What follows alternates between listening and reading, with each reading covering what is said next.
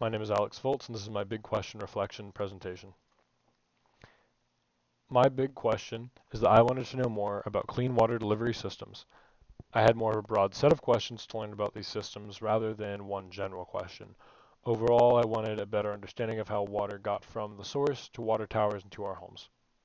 My questions were, how are water mains routed and managed to supply water to different areas?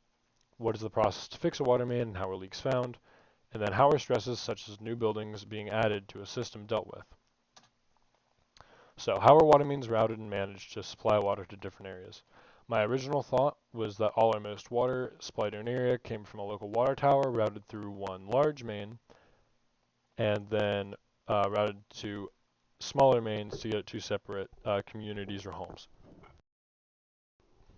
Mains work in a number of different ways, but often avoid large mains supplying water to large areas.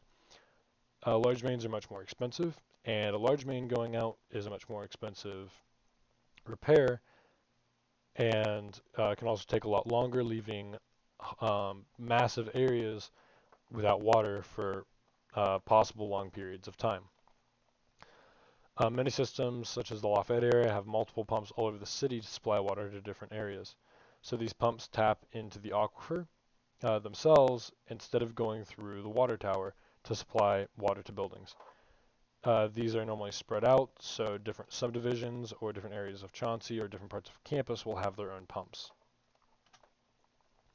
So what is the process to fix a water main and how are leaks found? Leaks are normally found very easily, either pressure is lost or water is seen gushing from the ground.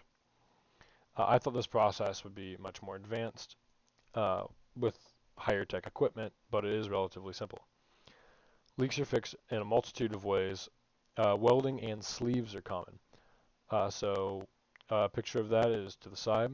Some sleeves for full replacements are T-shaped and they allow water to be redirected past the leak and that section of pipe can then be removed.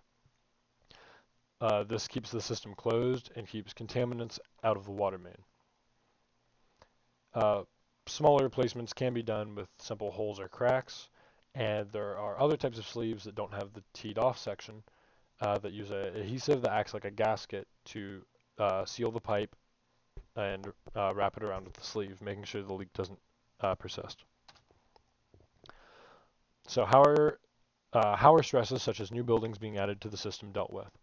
Most modern systems are very well documented and can be easily checked to find the best local pump for a source. Documents can be checked and they can see that a certain water pump is open and only has, say, 50% of its capacity being taken up, so more buildings can be added onto it. In some cases, buildings will have their own dedicated pumps.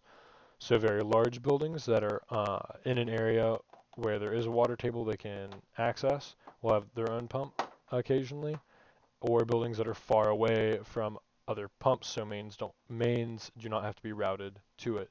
They can simply have their own pump supplying water to that building. Booster pumps are also often added to systems to increase pressure away from buildings, or away from other pumps.